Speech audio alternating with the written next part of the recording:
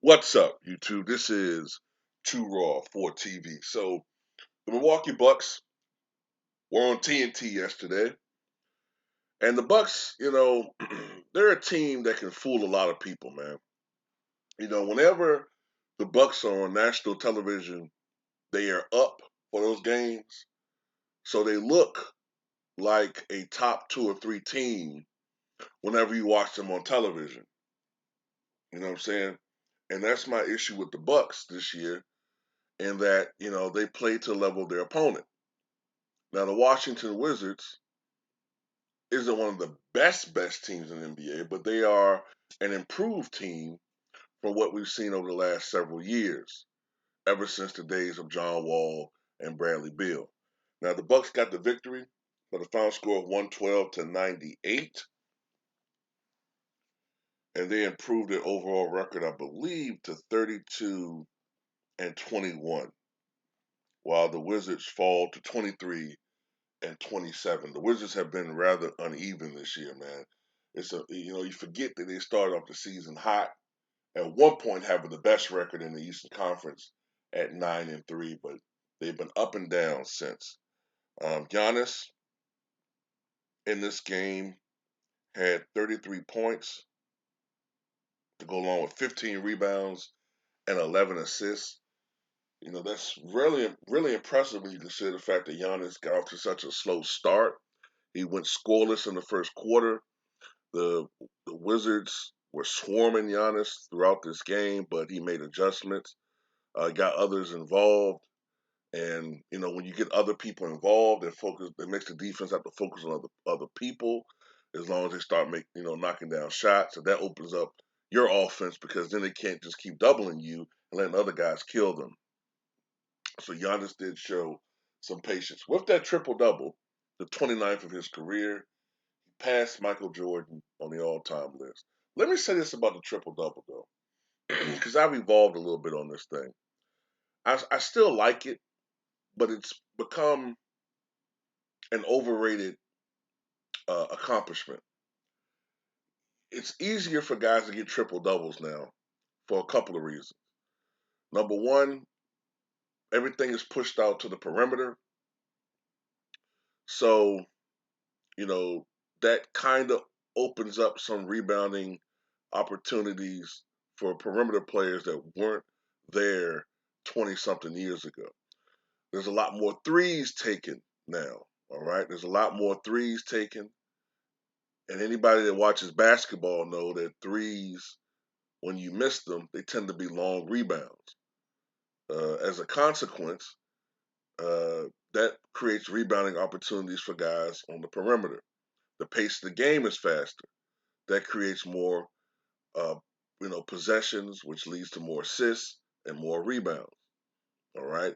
So these are just some of the reasons why triple doubles are much more frequent than they were back in the 1990s. Um, and plus, you got guys who uh, nowadays, they have such high usage rates. They demand the basketball a lot more. And, by that, they tend to have triple duties. Like they tend to score, they tend to get rebounds, oftentimes a lot of defensive rebounds, and they get assists. So it's just a different game. So the triple double to me is not worth what it once was. It used to be a stat that showed a player's complete total dominance in a particular game. Now it kind of shows a player's usage rate throughout a game. But anyway, I mean, look, Bobby Portis had a strong first half. Chris Middleton, I keep trying to tell people, man, Chris Middleton is look. I don't want to make him out to be a scrub. The guy's averaging almost 20 points a game, but in order for the Bucks to repeat, they're going to need more from him. Okay, they're just going to need more from this guy. Look, Russell Westbrook is the third option for the Lakers, and they're struggling. And Russell Westbrook is averaging just about as many points as Chris Middleton is as the second option. All right, people talk about Russell Westbrook and his contract, but Chris Middleton's getting paid $35 million a year, and he's supposed to be a shooter, and he's not shooting that much better than Russell Westbrook in some ways. So yeah, I do criticize him. You know what I'm saying? And to the guy who's told me the other day that Chris Middleton is as good a defender as Tayshaun Prince from the Detroit Pistons, bro, what the fuck are you smoking? What are you smoking? But it's the thing with the Bucks, man. You know, they're fool's gold. This win is not. I mean, look, they got a good victory, but at the end of the day, this win is not going to change how I look at them. They got to be more consistent. They squandered a big lead, but Giannis dominated down the stretch. Um, you know, they did hit some big shots down the stretch, man. But the Bucks, they're just missing something, man.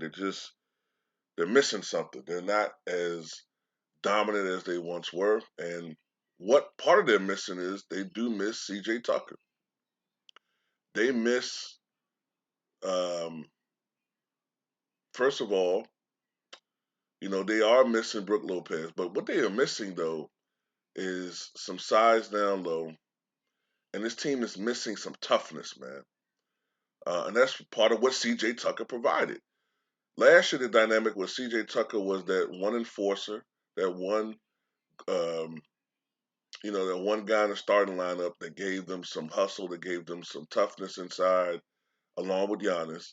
And Bobby Portis was that energy coming off the bench. But now, Bobby Portis is in the starting lineup, and there's a certain dynamic that's just not there. And I don't know if the Bucks gonna be able to pull it off, man. I don't know if it's gonna be pulled off this year. You know, um, but we'll see though. But tell me what you guys think.